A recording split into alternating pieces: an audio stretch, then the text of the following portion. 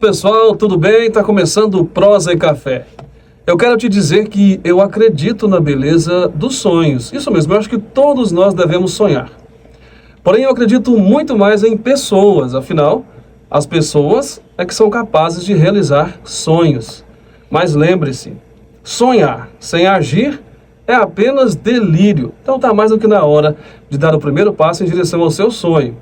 Dia após dia, passo a passo, degrau por degrau, e um dia você vai chegar lá. Acredite que tudo vai dar certo. Não aceite críticas construtivas de pessoas que nunca construíram nada. Faça uma higiene mental. Acredite que tudo dará certo. Faça pelo menos 3 elogios por dia, afinal a gentileza gera gentileza. Faça exercícios físicos pela saúde mental. Falando nisso, nós vamos falar hoje, de benefícios mentais, de saúde mental, comigo a psicóloga Thalita Carvalho. Thalita, seja bem-vinda. Muito obrigada. Prazer ter você, agradeço por você ter aceito o meu convite e hoje nós vamos falar de temas muito importantes, né, Thalita? Muito importantes mesmo, temas muito atuais também. Isso mesmo, já vamos começar assim, qual é a diferença entre psicólogo e psiquiatra? Muito boa essa pergunta, né? Acho que é uma dúvida da grande parte das pessoas. Eu acredito que a grande maioria que tem esse conhecimento da diferenciação é normalmente quem trabalha na área que já tem essa ideia mais clara, né? Então vamos colocar aqui para vocês entenderem de uma vez por todas qual que é a diferença. Os pingos nos is, né? Os pingos nos is, né? O psiquiatra, ele antes de qualquer coisa, ele é um médico, né? Então, assim, a atuação do psiquiatra, ela vai para além de uma escuta, ela vai também para um olhar de tratamento no sentido de medicalização também, né? Então, assim, essa parte de medicalização, o psicólogo não faz, porque a gente não estuda sobre isso. Então, assim, o psiquiatra, ele já lida com questões mais profundas no sentido de transtornos, né? Então, o psicólogo nem sempre precisa lidar com essas questões que são já de casos tão graves. Mas se a gente for separar bem, a diferença é essa, né? O psicólogo, ele cuida da saúde das emoções, ele cuida da mente, do comportamento, né? Cuida da atuação do sujeito socialmente falando e tudo mais. Já o psiquiatra não. O psiquiatra, ele lida mais já com um adoecimento mental, né? E ele se apropria dessa parte de medicalização quando necessário. Isso. Muito bem explicado. Então agora nós já sabemos a diferença entre psiquiatra e psicólogo. Dizem que a depressão é o mal do século, né? Então eu pergunto para você, o que é a depressão, Thalita? Então, a depressão, se a gente for explicar aqui de uma maneira mais sucinta, para ficar mais fácil de entender, né? Sim. Porque a gente fala para pessoas, a gente tem que falar a língua que as pessoas entendem. Justamente. Então, assim, se a gente for tentar reduzir para ficar mais fácil de entender, a depressão, ela é um transtorno, é um desajuste, né? Um desajuste mental, onde a pessoa, ela vai perdendo os prazeres que a gente tem na vida. Vai perdendo a vontade de viver. Vai se perdendo, sim, aos poucos. E se a gente não cuida, chega ao ponto de perder a vontade de viver, né? Então, quando a gente pensa em depressão, é como se a vida fosse uma página que a gente vai pintando com as nossas cores, né? E aí, a pessoa, quando ela começa a ficar depressiva, parece que tudo vai ganhando um tom cinza. É como se a vida fosse perdendo as cores, assim. Sim. Se a gente fosse falar para ficar mais fácil de entender. Perda de prazer. Aquilo que você gostava de fazer começa a não ter muito sentido, parece estranho, parece ruim, vai um pouco para esse lado. Então, a próxima pergunta que vem aí já está um pouco direcionada mesmo, né? A pessoa vai perdendo prazeres. Esse é um sintoma, por exemplo, a pessoa tem algo que aquela pessoa gosta de fazer sempre, e de repente ela simplesmente perde a vontade de fazer. Tem mais algum sintoma? O que mais pode apresentar em uma pessoa para que nós possamos entender que essa pessoa está entrando em depressão? É interessante pensar nessa questão, É muito comum a gente ouvir as pessoas falando assim, quando a gente viu, a pessoa estava depressiva, né? Quando a gente viu...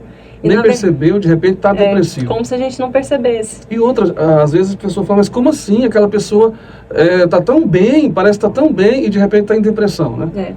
Essa questão da depressão, ela é bem complexa, na verdade, né? E eu acho que por ela ter... Ninguém adoece por um motivo só.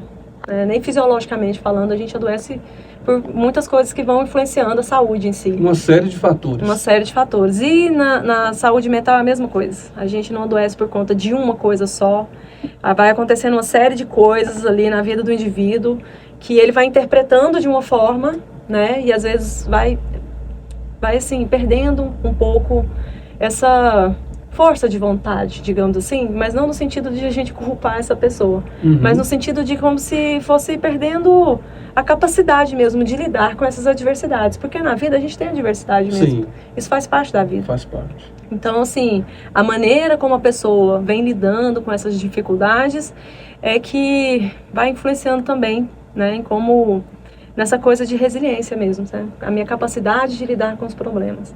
Agora, em relação aos sintomas, né, às vezes as pessoas falam, mas fulano parece tão bem, ele é tão alegre, tão sorridente. A gente vê isso às vezes em casos de suicídio, né?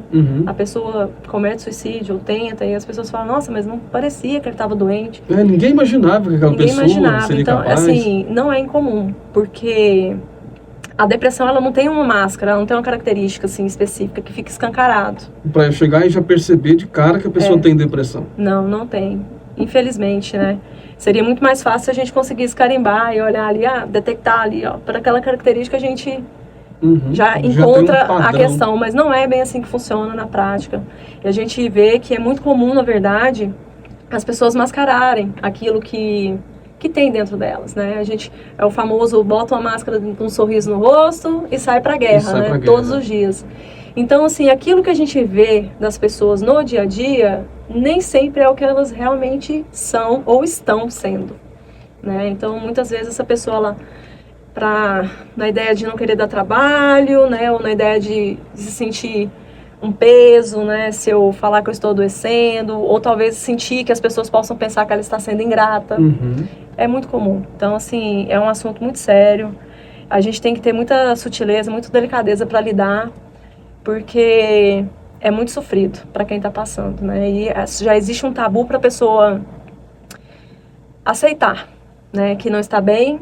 E se a gente não acolhe isso, fica muito mais difícil ainda, né? Porque se um não quer falar e o outro não quer ouvir, aonde que a gente chega? A pessoa que está nessa situação, entrando ali nesse processo de depressão, ela percebe que está entrando em depressão ou ela simplesmente percebe que não está bem, mas não sabe o que é?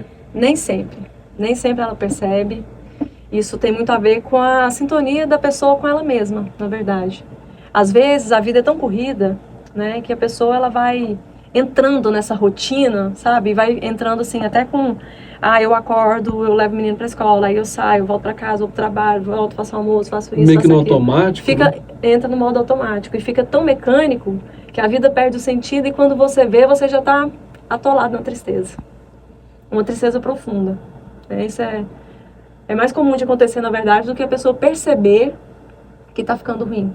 Quando a gente vê na prática, assim, dos nossos atendimentos, a gente vê que muitas vezes a pessoa, quando ela toma ciência, ela já está numa situação que ela, às vezes, nem se reconhece.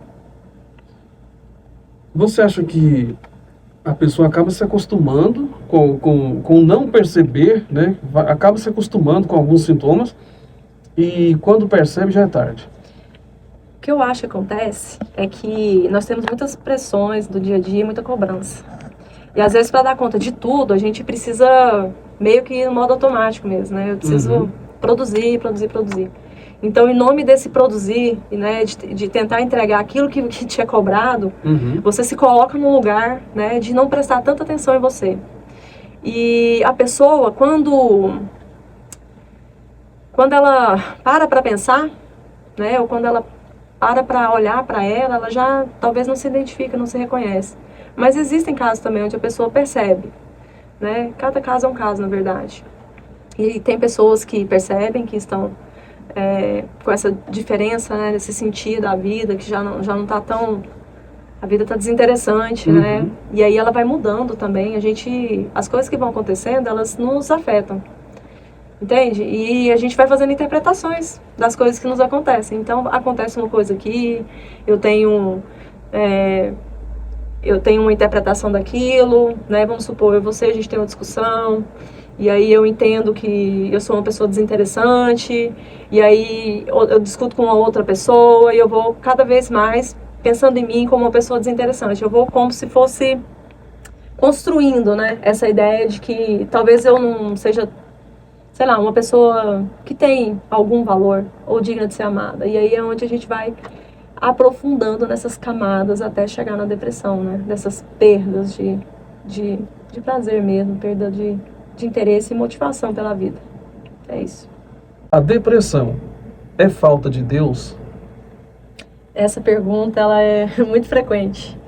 E eu respondo assim com muita propriedade que não, depressão não é falta de Deus. Às vezes as pessoas confundem, porque, e agora até particularmente falando como pessoa, eu entendo que a espiritualidade, ela tem um espaço muito importante na nossa vida, né? Mas são coisas diferentes, né? E sim, quando a gente não está bem, né? Quando a gente não está com a nossa saúde mental em dias, isso tem um impacto nas nossas relações. E aí, como eu tenho as minhas relações prejudicadas com a minha família, com as minhas pessoas, meus amigos, as pessoas do trabalho, né? Como existe esse impacto na relação, se relacionar com Deus também é um relacionamento. Então, às vezes, assim, eu particularmente falando, acredito que talvez, né, exista um impacto na parte espiritual, mas é muito no sentido de já haver uma dificuldade de se relacionar com o outro, né? E isso tem um atravessamento na minha parte espiritual, mas não. Depressão não significa que a pessoa está com falta de Deus. A pessoa pode estar tendo dentro ali do seu meio religioso, pode estar atenta à sua fé, e mesmo assim pode acontecer de ela estar em depressão, até citando algo que acabei de me lembrar, de um caso de um pastor que foi noticiado que ele cometeu suicídio devido a estar em depressão, né? Essa questão da depressão, quando a gente fala, né, nessa perda do prazer, né, nessa fase de desmotivação profunda, a gente perde a capacidade de ver, né, beleza nas coisas que antes eram naturais pra gente. Então, assim, não tem a ver com essa questão espiritual, né? Não tem a ver. Eu acho que impacta no sentido de eu não consigo me relacionar com o outro, portanto, talvez eu não consiga sequer me relacionar comigo e nem com Deus, né? Mas quando a gente fala nessas questões, a depressão, ela é basicamente, né, como eu falei para vocês, eu vou passando por experiências que me abalam, que não me permitem, às vezes, perceber as coisas boas da vida, né? Atrapalha a minha percepção, na verdade, né? E a gente tem também muitos estudos que relacionam a depressão com uma alteração bioquímica mesmo, alteração cerebral, né? Então, assim, a parte da psiquiatria, ela trabalha muito nesse sentido, né? No sentido de equilibrar a parte dos neurotransmissores que são relacionados ao bem-estar físico, né? A gente tem aí serotonina, dopamina, que tem a ver com motivação. A gente vê aí ocitocina, que são hormônios do apego e do afeto, né? Então, às vezes existe um desajuste, né, nessa parte bioquímica, e isso faz com que a gente perda um pouco, né, dessa capacidade de metabolizar as coisas, né? Então, assim, se a gente for parar para olhar e a gente for analisar, a gente não pode fazer essa associação, porque uma coisa conversa com a outra, mas elas não são, assim, tão interligadas nesse sentido, né? Elas são ligadas num outro aspecto, esses dois assuntos. Muito interessante. Olha, você que está acompanhando aí o nosso Prosa e Café, e de repente você está passando por algum problema relacionado à depressão, você está se identificando, então preste atenção, porque o seu corpo ele vai responder, ele vai dar os sinais à medida que você passa a entender o que está acontecendo, né? Porque esses traumas que acabam levando as pessoas à depressão podem ser traumas recorrentes, né? Por exemplo, perda de algum familiar, fim de relacionamento, problemas que todas as pessoas enfrentam e que podem acabar ocasionando aí a depressão, né? Sim. Eu vou perguntar para você se existe algo que causa a depressão, algo mais que possa causar a depressão, né? Então, o que causa depressão, né? Eu acredito que uma dificuldade de lidar com conflitos, eu acredito que talvez uma baixa habilidade socioemocional, que a gente fala, que é uma baixa habilidade de se relacionar socialmente. Eu acredito que falta de autoconhecimento também pode te ajudar a entrar numa depressão, porque muitas vezes a gente tem pessoas que simplesmente não têm autoestima. E quando eu falo de autoestima não é você se olhar no espelho e se achar bonita, é muito mais que isso. Isso é um componente da autoestima, mas é só a parte mais rasa. A autoestima é muito mais complexa. Então, quando a gente se conhece, a gente aprende a se amar. E eu acho que muitas vezes a gente, na vida, tem oportunidade de se conhecer melhor, né? E de cultivar bons relacionamentos. Essas são as coisas que a gente vai construindo uma certa... como se fosse uma certa prevenção para a depressão, né? O mais importante. Então, assim, o que causa depressão, eu acho que é uma rigidez, na verdade, sabe? Uma rigidez em lidar com conflitos, uma rigidez em lidar com os outros. Talvez também um excesso de traumas, né? Igual você mesmo citou, traumas recorrentes. A gente está vindo aí de uma pandemia, a gente viu pessoas que perdeu 2, 3 ou 4 da família, né? Então acontece algum evento que é muito chocante, é muito impactante, e isso abala a estrutura, né? Abala a nossa estrutura, às vezes abala até, né, a nossa percepção sobre a vida. Será que a vida é boa mesmo? Como que a vida é boa e eu perdi toda a minha família, né? Então, assim, são coisas que passam na cabeça. E é por isso que é importante a gente fazer tratamento, né? Pra gente entender, né, de onde que vem nossas questões. E a gente entender que, infelizmente, a vida, ela é cheia de problemas mesmo. E a gente, pra gente conseguir sair dela com um mínimo de alegria, de felicidade, a gente tem que ter muito jogo de cintura para lidar com esses problemas. E então, quando eu falo, assim, sobre o que eu acho que causa depressão, tem um pouco a ver com rigidez, sabe? Uma necessidade, assim, de controle sobre as coisas, e a vida não tem controle.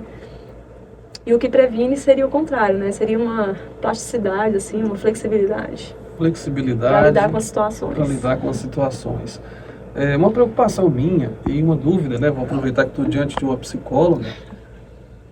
Você acha que quando, na criação dos filhos, os pais mimam muito, dão tudo o que eles querem e até o que eles não querem, você acha que isso pode atrapalhar essa criança no futuro a aprender a lidar com o não, aprender a lidar com a frustração? Você acha que pode acontecer esse tipo de problema?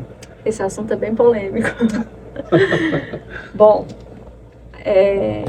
assim como uma prevenção para a criança, a gente fala que a criança tem que pôr o pé no chão, né? A criança tem que, às vezes, cair, machucar um pouquinho aqui, levar um raladinho no joelho, porque esse pequeno raladinho ali, ele ensina a criança a desenvolver uma imunidade, e assim também é na nossa saúde mental, né? Para a gente criar uma imunidade, né, mentalmente falando, a gente precisa lidar com pequenos conflitos. Então, assim, é importante que os pais, é lógico que mimar seus filhos é tudo de bom, mas a gente tem que saber também, eu acho que a gente tem que entender muito que tem certas situações, até de constrangimento ou de conflito entre as crianças, que é importante deixar que eles lidem com isso. Porque à medida que eles vão lidando com os pequenos conflitos do dia a dia, é que eles vão criando essa flexibilidade, essa capacidade de lidar com conflito e com problemas. Então eu não acho que a gente tem que ser carrasco, mas eu acho que a gente tem que entender também que lidar com um certo nível de frustração e de conflito é importante para essa criança se desenvolver mesmo, né? Ela precisa ter um pequeno contato para que ela desenvolva ali, igual a gente precisa machucar um pouquinho o dedinho aqui para o meu organismo desenvolver uma imunidade para o futuro.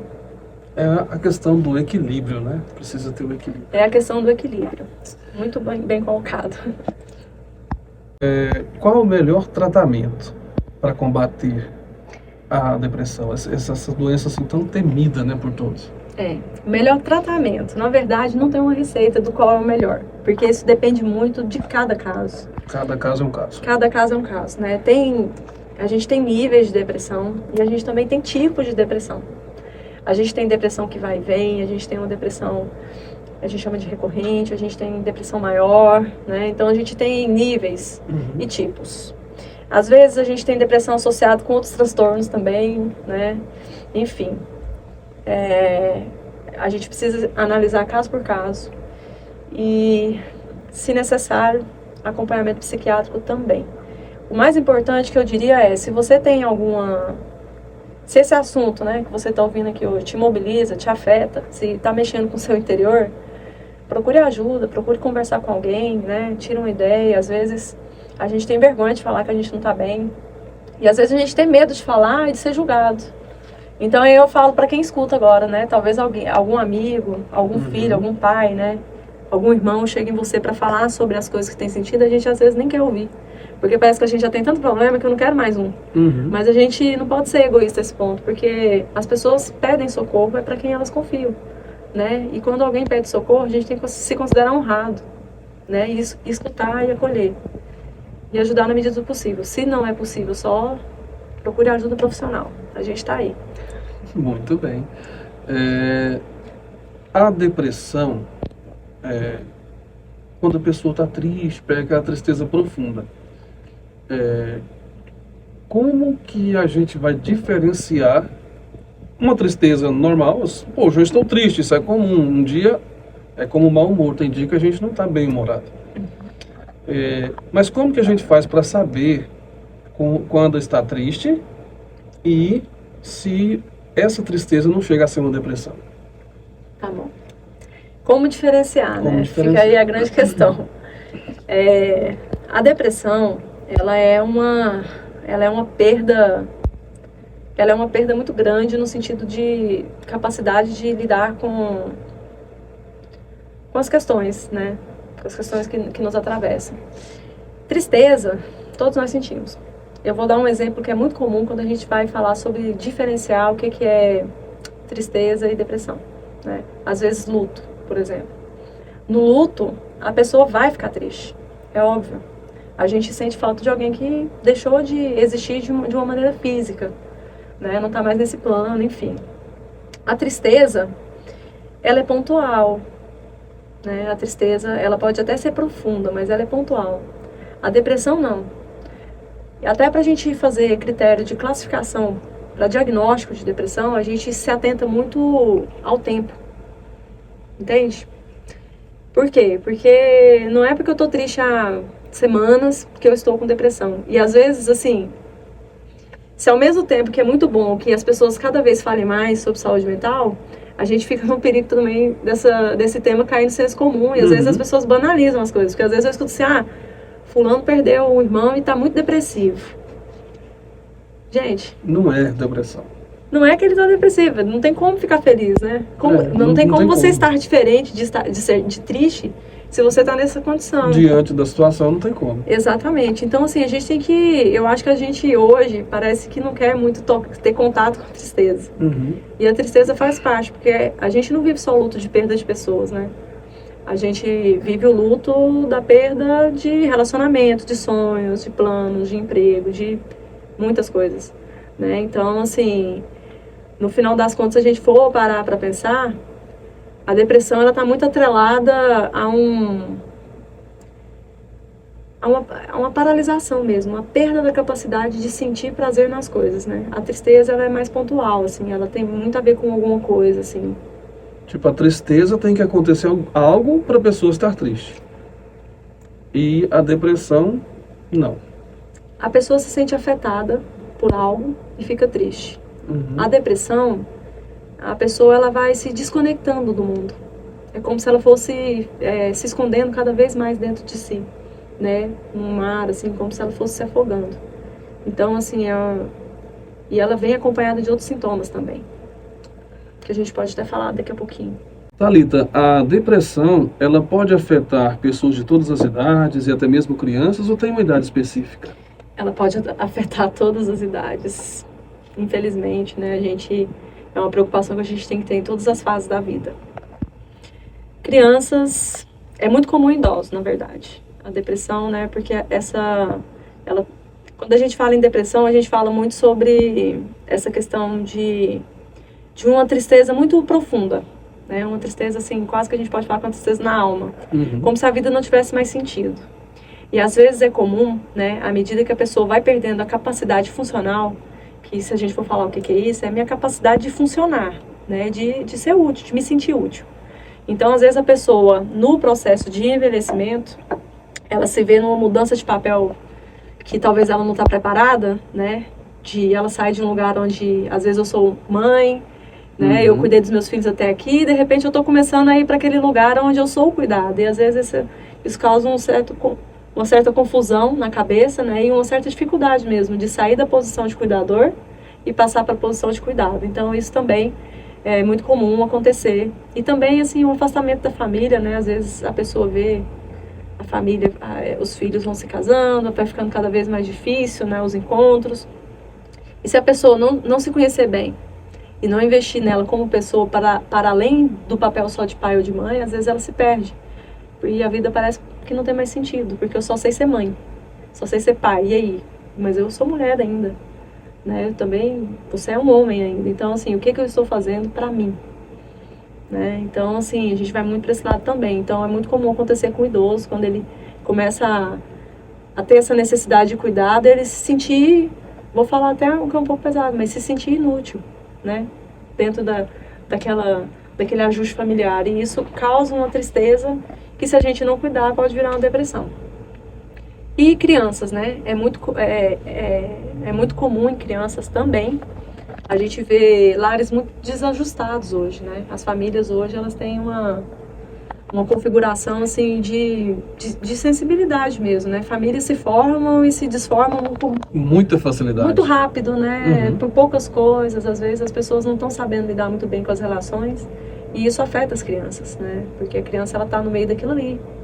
E ela não tem a condição ainda de entender muito bem o que está acontecendo. E para a criança, o ambiente é muito importante, né? Para a criança. Então, se o ambiente é um ambiente hostil, se é um ambiente tenso, se é um ambiente traumático, ou agressivo, ou violento, aquilo ali impacta na vida da criança. E como ela não tem condição de entender que aquilo ali, né, por exemplo, um ambiente que é violento, né, ela percebe o mundo como aquilo ali, porque para a criança a casa dela é como o mundo funciona, é o que ela tem de visão de mundo. Então aquilo ali, né, dependendo das experiências que ela tem, ela pode sim desenvolver depressão, né, dependendo dos traumas que ela for cometido, negligência, né, pode acontecer depressão em criança também, infelizmente, inclusive muito cedo, talvez até na primeira infância. Infelizmente mesmo, né? Porque se os pais se desentendem e não conseguem passar uma segurança para a criança, e a criança acaba desenvolvendo esses traumas e depressão, é impossível não atribuir essa responsabilidade aos pais, né? Ser pai, né, ser pai, ser mãe, ele implica em um trabalho. E é um trabalho conjunto. E muitas vezes as relações se confundem, né? É muito difícil separar a relação de pai e mãe com de marido e mulher. As coisas se misturam e isso acaba afetando as crianças também. Então tá aí, ó. Jovem, você que tá vendo a gente aí, ó. Juízo, cuidado. Se prepare direitinho. Quando resolver casar, casa direitinho. E vai pensar em ser pai e ser mãe. Porque é um processo, né? E hoje tem uma banalização, né? Não podemos banalizar o fato de ser pai e mãe. É igual como você disse, não podemos confundir, não deve ser confundida essa questão de namoro, marido e mulher, e pai e mãe tem que levar a sério, porque nas crianças está o futuro, né? É uma injustiça com a criança, né? A criança, ela não tem, né? Qual que é o papel da criança nessa história, né? Por que ela precisa sofrer por algo que ela não faz parte dessa relação, né, de pai e mãe. Ela faz parte da relação de marido e mulher. Ela faz parte da relação de filhos, são coisas diferentes. Infelizmente, as pessoas não conseguem misturar, uma coisa atravessa a outra e a criança acaba sofrendo. E ainda mais sem ter condição cognitiva de saber separar as coisas, porque o adulto tem, a criança ainda não, né? O cérebro dela ainda está em desenvolvimento. Realmente. Tá aí, ó, esclarecedor aqui a nossa conversa, o nosso Prosa e Café, com muito café, aqui com a psicóloga Thalita Carvalho. Vamos falar agora um pouco sobre ansiedade, né? A ansiedade, ela pode ser considerada uma doença mental? A gente considera a ansiedade, ela pode ser uma característica, né, um traço, ela pode ser também uma consequência de um meio que a gente vive, e ela pode ser também um transtorno, né? E da mesma forma que a gente classifica a depressão, a ansiedade, ela tem tipos, ela tem intensidade e ela tem níveis, né? E a gente for parar para pensar, por exemplo, a ansiedade todo mundo tem, né? A ansiedade, ela tem a ver com expectativa, né? Então, assim, se eu tenho uma festa de formatura para ir, eu vou ficar ansiosa pelo evento. A questão da ansiedade, ela é muito atrelada como eu posso colocar? O quanto de energia eu estou depositando nessa expectativa, né? Será que essa quantidade de energia que eu gasto pensando, remoendo, ruminando, né, determinada ideia, se aquilo ali é saudável ou não? Mas a ansiedade, ela está em todos nós, né? Uhum. Em níveis diferentes. E aí, de nível até saudável até um nível que é adoecedor. Adoecedor. E como eu vou perceber? Por exemplo, você acabou de citar algumas situações. Eu trabalho com eventos e é normal em época de eventos a gente ficar ansioso. Eu às vezes perco o sono, às vezes quando eu durmo eu sonho que está dando tudo errado. Isso pode estar relacionado à ansiedade? Sim, pode estar relacionado. Procure um psicólogo. Procure um psicólogo, essa foi boa. Ai. O que acontece? A ansiedade, né? Da mesma forma que a depressão, a gente tem que pensar em todas as... Porque assim, a gente tem traços. Traços ansiosos, faz parte. A gente, no nosso dia a dia, como eu já falei mais cedo, a gente tem muitas pressões. A gente precisa entregar coisas o tempo todo. E a gente é cobrado. E isso, às vezes, né, a gente se propõe a fazer tanto, e quando a gente pensa que pode não dar certo, a gente já começa a ficar em desespero. Então, a gente tem que pensar muito, né, sobre a quantidade de coisas responsabilidades que a gente se propõe. E o fato de uma pessoa dormir e não conseguir se desligar, né, você dorme, você continua sonhando como se o dia estivesse ainda acontecendo, é, sim, um sinal de ansiedade. Tem que ser tratado. Tem que olhar com mais carinho para essa questão. Olhar com mais cuidado, né? Sobre a ansiedade ainda, o que pode causar a ansiedade? Tanta coisa. Tanta coisa que pode causar ansiedade, né? Expectativa, eu acho que é a coisa que mais está atrelada à ansiedade, né? Até vou fazer uma analogia aqui, para ficar um pouco mais claro de entender. Quando a gente fala em depressão, na psicologia, a gente fala assim, a pessoa que ela vive no passado. É como se ela ficasse pensando no passado, assim, sabe? Ela fica presa. E ela não consegue viver o agora e construir o futuro. A pessoa que tem ansiedade, ela vive no futuro. Vive no futuro. Ela não consegue estar onde ela está no momento. Né? Ela está sempre preocupada se vai dar certo, se não vai, se pode dar errado, tudo de ruim pode acontecer. Tem gente que tem ansiedade a ponto de imaginar que tudo vai dar tudo errado. A gente vai sair no carro, mas o carro vai estragar, eu vou atrasar, não vou conseguir entregar, vai virar um problema. Entende? Assim, você constrói toda uma narrativa que só existe na sua cabeça. E a gente fala na psicologia também, assim, às vezes quando eu estou conversando, eu falo, a pessoa ansiosa, ou ela sofre o dobro, ou ela sofre à toa. Porque ela cria um enredo na sua cabeça e aquilo ali talvez nem acontece. E se acontece, ela já sofreu uma vez e vai sofrer de novo, né? Então, assim, a gente tem que cuidar muito dessa questão, porque eu entendo que, por um lado, assim, a vida hoje ela é muito corrida, é muito acelerada, né? A gente tem muitas demandas para entregar, mas a gente tem que pensar muito em termos mesmo do que a gente tem se proposto a assumir, sabe? Porque nós somos seres humanos e a gente tem limites. Se a gente atravessa nossos limites, isso tem um custo fisiológico mesmo. A gente adoece, o corpo até. Nem sempre, além da mente, o corpo. Né? O corpo acaba mostrando. Por exemplo, eu chego aqui, me sento e fico balançando a perna o tempo todo. Isso pode estar relacionado? Pode, mas eu vou te falar uma coisa, que essa questão da perna é uma questão até assim, um pouco assim, polêmica, porque quando a gente vai falar, tem áreas de estudo que falam que às vezes a gente tem uma energia que está acumulada e aí através desse movimento do corpo a gente só extravasa. Vai extravasar. Mas pode ser também um sinal de ansiedade. Na verdade, é muito atrelado, quando você vê nos estudos mesmo assim de neurociência, é muito atrelado mais a tédio. Às vezes a pessoa está entediada. Já viu quando você está na clínica esperando para ser atendido pelo médico, ou você fica lá balançando. Tem mais a ver com tédio do que com ansiedade em si, na verdade. Muito bem. Prosa e Café com a psicóloga Thalita Carvalho. Agora sobre a ansiedade. Quais os sinais de ansiedade numa pessoa? Então, né, sinais. São muitos sintomas que a gente pode avaliar. E aí eu já vou até dizer aqui, porque cuidado com aquelas pessoas que vai escutando e já falam, nossa, eu tenho transtorno de ansiedade. Calma, não é bem assim. A gente tem... Sempre quando a gente vai fazer um diagnóstico, a gente analisa intensidade. Então, essa pessoa, ela está perdendo a capacidade dela funcional, ela está atrapalhando ela a ponto dela não conseguir trabalhar, não conseguir produzir.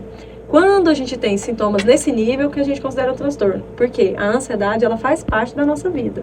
Tá? Então, eu vou deixar claro antes de falar, para ninguém sair se considerando com transtorno de ansiedade aqui, sendo que, na verdade, que é natural. Pode ser algo natural. Porque como você está explicando aí, a gente tem isso. É normal do ser humano, mas depende da frequência dela. É até instintivo, na verdade, né? Porque a gente para pensar assim, a ansiedade, ela aparece, né, num sentido de, olha, é um estado de alerta, né? Você tem que prestar atenção aqui, tem alguma coisa que precisa de atenção, né? Então, assim, é instintivo. Ela tem que acontecer. A questão é que se eu considero que tudo é um problema, sabe, como se tudo fosse um problema o tempo todo, né? Olha o quanto de energia, né, desse instinto de sobrevivência que eu fico gastando ali, né? Então, assim, a gente tem que tomar muito cuidado nesse sentido.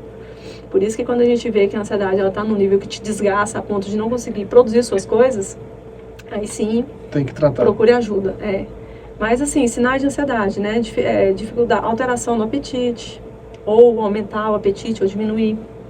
Dificuldade para se concentrar, né? Para fazer atividades corriqueiras, simples de fazer.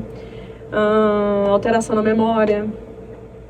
Alteração no humor também, né? Às vezes a pessoa tá com irritabilidade, né? Fica com raiva de qualquer coisa, assim. Enfim, alteração no sono, né? Às vezes a pessoa começa a dormir mais do que o normal ou menos do que o normal, então a gente tem que pensar nisso também. Impaciência, enfim, sintomas que vão muito nesse sentido, assim. Se a gente for parar para pensar, né, são alterações na maneira como a gente lida no nosso dia a dia mesmo, né? Tem muito a ver com agitação, assim. E a ansiedade pode causar outras doenças? Pode. Quais as doenças? Várias doenças, na verdade. Até é um bom momento para falar que, assim, a nossa saúde, a Organização Mundial da Saúde, ela já não diferencia mais saúde física de saúde mental, né? Porque a gente considera que é um tripé da saúde, a gente tem que pensar muito que saúde mental e saúde física, elas são interligadas. Se o meu corpo não está bem, a minha mente não vai estar bem. Se a minha mente não está bem, o meu corpo também não vai estar. Porque uma coisa atravessa a outra. Elas são interligadas, né? Elas se atravessam. Então, assim, doenças. Pode causar transtornos alimentares, né? A gente pode ter, justamente por ter essa relação emocional, digamos assim, com a comida e com a forma de se alimentar. A gente pode ter problemas musculares nas articulações, né? Enfim, tem uma série de gastrite, né? A gente pode ter doenças nervosas, assim, né? Refluxo, enfim. Tem uma gama bem grande mesmo. Na verdade, a gente tem que pensar muito, né? O quanto a gente tem cuidado da nossa saúde mental até para preservar a nossa saúde física. Porque a gente tem até um ditado, a gente fala assim, quando a boca se cala, o corpo fala, né? Então a gente vê, às vezes, doenças dermatológicas mesmo, que você vê são alergias psicológicas, psicossomáticas, enfim. É muito comum a gente ver determinados problemas, às vezes a gente ouve falar também de doenças autoimunes que tem um forte componente emocional atrelado, né? Enfim, às vezes algumas doenças que são muito prejudiciais, a gente hoje também já associa, por exemplo, diabetes e hipertensão, não que aconteçam pelo estado psicológico, mas existe uma influência, né, que se eu não estou emocionalmente bem ou emocionalmente equilibrado, a minha pressão sobe, ou a minha diabetes sobe. Então, assim, às vezes não é nem o que causa o quê, mas de fato a gente tem que entender que é uma verdade que o estado emocional, ele afeta a nossa saúde física, né? E ele vai aonde a gente está mais fragilizado. Onde está mais vulnerável. Aonde está vulnerável. Por que as pessoas que têm esses transtornos, tipo depressão, ansiedade, por que essas pessoas têm dificuldade em procurar ajuda?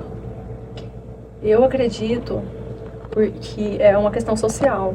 Eu acredito que existe preconceito, ainda, apesar de que vejo uma diferença, né?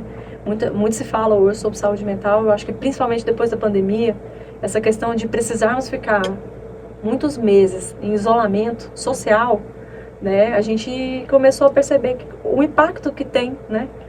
A qualidade das nossas relações com o outro, né? E a falta dessa interação, ela tem um impacto muito negativo na nossa saúde. E aí a gente já pensa também nas nossas crianças que já têm uma dificuldade de socialização, a internet, a nossa relação com as redes sociais que nos afasta do outro, né? A gente vê famílias que às vezes estão todos dentro da mesma casa e se conversam pelo WhatsApp. Então, assim, como assim?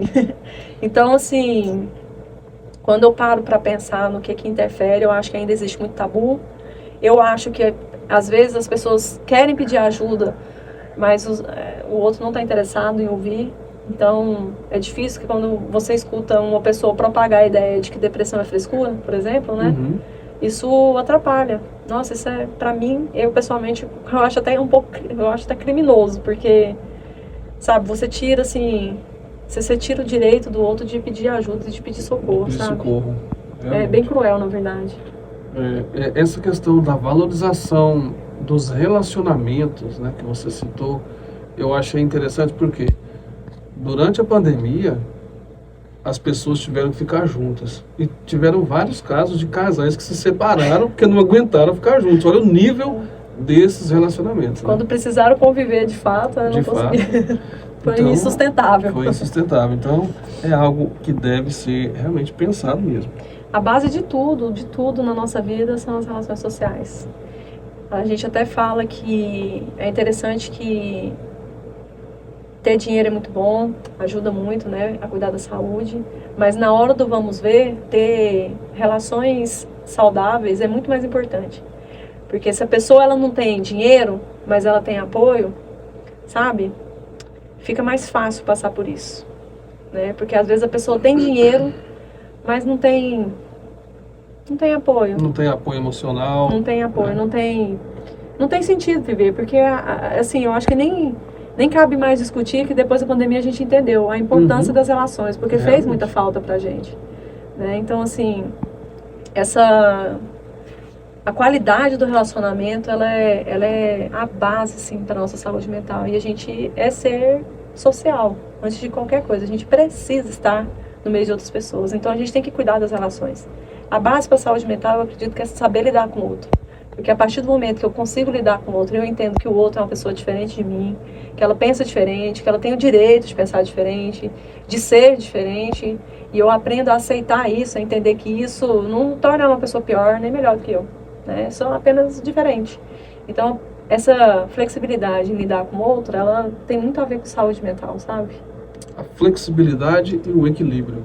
Tá aí a nossa conversa esclarecedora com a doutora Thalita Carvalho, psicóloga. E agora eu vou perguntar para ela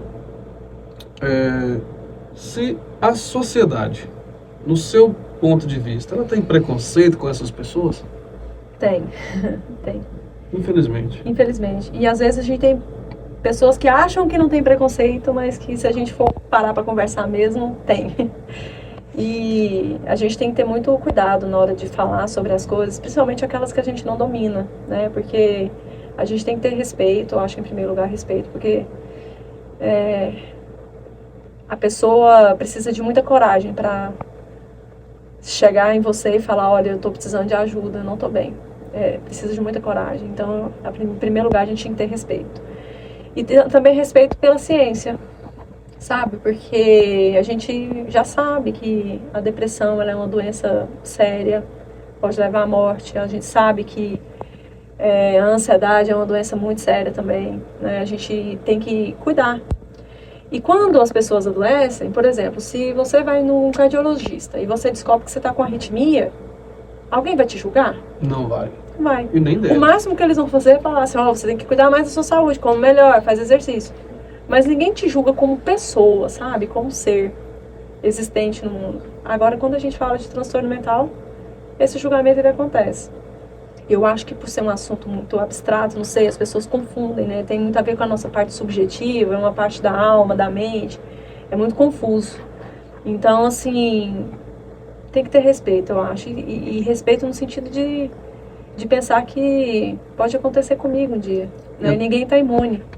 E é tão verdade isso que você está dizendo, porque a gente acompanha aí nos noticiários, né, casos de pessoas que dão todos os indícios que estão doentes, que precisam de cuidado. Acaba acontecendo o pior. As pessoas elas se matam mesmo o tempo todo. Antes da pessoa se matar, de chegar nesse ápice da doença, as pessoas que estão em volta não dão a mínima. Depois que acontece, é que elas vão falar, nossa, né, a pessoa precisava de cuidado, precisava de se tratar. Aí é que elas vão acreditar depois que acontece o pior. Isso é do ser humano. Eu acho que é mesmo uma questão de um olhar mais atento, né? Uhum. Então... nesse caso eu te falo que tem casos e casos. Porque assim, em contrapartida, a gente que está ali lidando com a saúde mental diariamente, porque essa é a minha profissão, né? Uhum. Eu vejo famílias que estão gritando por socorro porque o filho não sai do quarto, né? Então, assim, a gente vê pessoas que às vezes até percebem, mas eu já não sei mais o que eu faço para ajudar meu filho, meu irmão, enfim. Mas a gente tem também esse outro lado, que é muito comum, né? Da pessoa minimizar esse sofrimento do outro, né? Às vezes nem perceber. Uhum. E até mesmo pode continuar. E é difícil, porque muitas vezes o outro não quer demonstrar mesmo. Eu acho que assim, a função de sentar aqui e falar sobre saúde mental, muito mais do que procurar quem tem a culpa de quê, é entender o que está acontecendo e como que acontece, até para eu começar a prestar atenção ao meu redor, né? Porque a gente pode salvar a vida se a gente começa a olhar para o outro com um olhar de acolhimento, não de julgamento. Da pessoa se isolar no quarto, já não seria um pedido de ajuda? Então, né? A pessoa se isolar no quarto é um sinal. Não sei se necessariamente é um pedido de ajuda. A gente tem que prestar muita atenção, assim, quais são os sinais que vão aparecendo, né? Nessa perda do interesse de estar com o outro, se antes existia uma intimidade entre você e essa pessoa, de repente isso está ficando mais frio, a pessoa está ficando mais afastada, né? Mais desinteressada. Então a gente tem que pensar muito nessa questão do desinteresse também, né? A gente vê, é muito comum hoje, os jovens, né, passar muito tempo dentro do quarto, às vezes troca a noite pelo dia, né, joga até tarde, depois fica dormindo até muito tarde. Isso não é saudável, eu vou dizer, não é nem um pouco sadio. A gente teria que repensar isso um pouco, né? Tem outras formas de se divertir por aí, e eu acho que até essa questão da tecnologia tem que ter um outro componente também desse quesito ansiedade, que ia ter uma interferência bem importante, assim. E precisa ter um limite, né? Renderia um outro programa, na verdade, se a gente fosse parar para pensar, porque, olha, é um assunto muito importante. Importante e interessante. Quais as doenças mentais mais recorrentes que você lida? Mais recorrente hoje é doenças relacionadas à ansiedade. A mais comum que tem. E depressão acho que vem em segundo lugar, assim. A gente vê um pouco também, assim, no nosso dia a dia, uma outra doença que a gente chama de transtorno afetivo, né? Mas já não é, assim, tão recorrente. Transtorno afetivo bipolar já não é tão comum, mas a ansiedade, ela vem escancarada, assim, lá em cima. Lá em cima. Qual a dica você daria para que nós possamos ter uma boa saúde mental? Dica para boa saúde mental. Em primeiríssimo lugar, eu colocaria que a gente tem que nutrir bons relacionamentos. Em primeiro lugar, acho que a gente tem que criar e se aproximar, né, de relações que façam sentido pra gente e que sejam agradáveis. Não é agradáveis no sentido de nunca passar raiva, porque a gente passa raiva. Né? Onde tem gente, tem atrito e tem conflito. Né? Mas isso não é maior do que o bem que uma relação pode nos proporcionar. Em primeiro lugar, eu acho que é cultivar bons relacionamentos, né, e nutri-los. Em segundo lugar, eu acho que é cuidar da nossa saúde física e se conhecer também, autoconhecimento. Eu acho que é uma coisa muito importante para falar sobre saúde mental, porque a partir do momento que eu me conheço, eu entendo quais são meus limites, quais são minhas habilidades, quais são minhas potencialidades e, assim, posso me acolher naquilo que eu tenho dificuldade. Me aceitar como eu sou, né? E entender que na minha vida eu estou aqui tentando dar o meu melhor. Às vezes não vai ser sempre o meu melhor que eu vou conseguir entregar, mas é o melhor que eu pude fazer com a ferramenta que eu tinha nesse dia, né? E com o meu conhecimento e a minha capacidade do dia. Acho que pensando assim, cuidar da saúde física, cuidar do meu amor comigo, né? E cuidar do meu amor na minha relação com o outro. Acho que vai por aí. A questão do autoconhecimento. É possível a pessoa se autoconhecer ou precisa de ajuda de especialistas? Não precisa de ajuda de especialista, não. Mas com especialista eu acredito que fica mais fácil, né? Fica menos confuso esse caminho. Porque se conhecer é um processo um pouco estranho. Não é muito gostoso. E às vezes porque a pessoa se surpreende, né? se conhecer é se olhar no espelho, né? E se olhar do jeito que você é. E a partir do momento que você entende que toda pessoa ela tem facilidades, dificuldades, tem potencialidades e tem limites. Então você olhar para isso, né, cara a cara, né, e entender quem você é, do que você é capaz e do que você não é muito difícil. Mas eu acho que é libertador, assim, você parar para pensar sobre isso. Eu acho que hoje, aliás, nem sei se hoje, mas eu acho que as pessoas no geral elas têm uma dificuldade de parar e olhar para elas. Parece que a gente quer ficar anestesiado mesmo. Parece que eu não quero ter contato comigo. Então eu vou criando um monte de coisas aqui no meu dia a dia. Olha para o outro. A tecnologia, a rede social, eu vou mexendo aqui, mexendo ali, eu arrumo meio monte de coisa pra fazer. No final das contas, quando você para e você olha no espelho, talvez você nem se reconhece. Então, assim, a saúde mental, ela tem muito a ver com construir uma vida que faça sentido para você. Né? E que tenha, assim, um propósito. Tem muito a ver com isso. Né? A vida das pessoas não é igual. O que faz sentido para mim não é o que faz sentido para você. Por exemplo, eu sou uma pessoa que eu gosto muito de animal, então eu cuido de animais de rua. Isso faz sentido para mim. Para outra pessoa talvez não faça. Então, assim, eu não posso colocar isso como uma receita do que é ter saúde mental. Ter saúde mental. E por isso que a gente tem que se conhecer, porque quando a gente se conhece, a gente sabe o que é aquilo que faz a gente sentir que a vida tem um propósito e tem um sentido. Então é muito por esse caminho aí. A gente tem que pensar sobre aquilo que faz sentido pra gente. Muito bem colocado. E até me estendo mais. Por exemplo, tem pessoas a maioria das pessoas passa muito tempo nas redes sociais. Sim. E na rede social, a maioria dos casos, tudo é perfeito. Os relacionamentos são lindos, as pessoas fazem declarações, fazem viagens. É tudo editado, né? É tudo editado. Mas para quem está absorvendo aquilo é tudo lindo e fica se comparando e querendo aquilo para a vida dela. Isso também chega a ser algo que pode afetar a saúde mental? Muito. Isso eu acho que hoje, quando a gente vai trabalhar com as pessoas, essa é uma pauta muito importante nos nossos acompanhamentos que a gente faz no dia a dia, né? Acompanhamentos psicológicos. As pessoas se comparam muito. E a gente uma coisa que eu gosto de falar é que quando eu me comparo com o outro, eu já saí do meu caminho. Porque o caminho do outro é do outro, não é o meu. Né? Então, assim, a gente tem que construir a nossa história, ser protagonista da nossa história. Se eu fico pensando no que o outro constrói, no que o outro consegue, no que o outro está fazendo, eu estou deixando de investir na minha história. Começa a ver o que não conseguiu, o que não construiu e por aí vai, né? E não é nem que se você é produtivo ou não. É você entender se realmente é aquilo ali que faz sentido para você, porque, sabe, a gente tem que pensar muito sobre as coisas. Nem sempre o que a gente vê é o que é. Na verdade, a maioria das vezes a gente tem uma percepção um pouco distorcida das coisas, né? E aí a internet é um lugar onde a regra é distorcer mesmo para parecer melhor. Com certeza. Então, se a gente se apega a isso, é uma comparação injusta, né? Porque você compara uma vida real que é a sua com uma vida criada, né, editada, que é a internet. Direcionada, né? Direcionada. Então a gente tem que tomar muito cuidado. Fala em depressão, ansiedade, transtorno de pânico, transtorno obsessivo compulsivo. Qual dessas doenças é a pior? Ou são todas?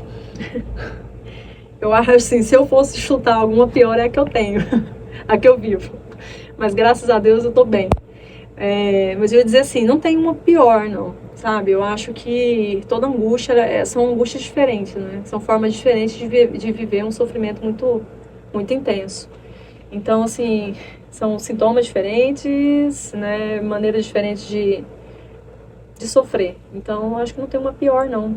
Eu acho que tudo é muito difícil aqui. Tudo é muito difícil. Tudo é muito difícil. Causam transtornos e sofrimentos. A gente pensa no transtorno quando tem uma capacidade, quando a nossa capacidade funcional está reduzida. Se eu não consigo produzir como antes, e não é no sentido de produzir muito, mas é no sentido de fazer as coisas que eu sempre fiz, né? De Coisas cultivar normais. meus relacionamentos, de ir para o meu trabalho, dormir uma noite inteira, né? Me alimentar.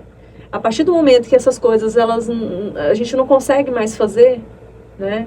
A gente começa a pensar, né? E se essa afetação vem, né? De uma tristeza ou de uma ansiedade ou de um pânico, né? Alguma coisa assim que aquela coisa de que a pessoa ela simplesmente tem um medo que ele é talvez assim desconectado com o real perigo que existe, né? Que tem muito a ver com pânico isso.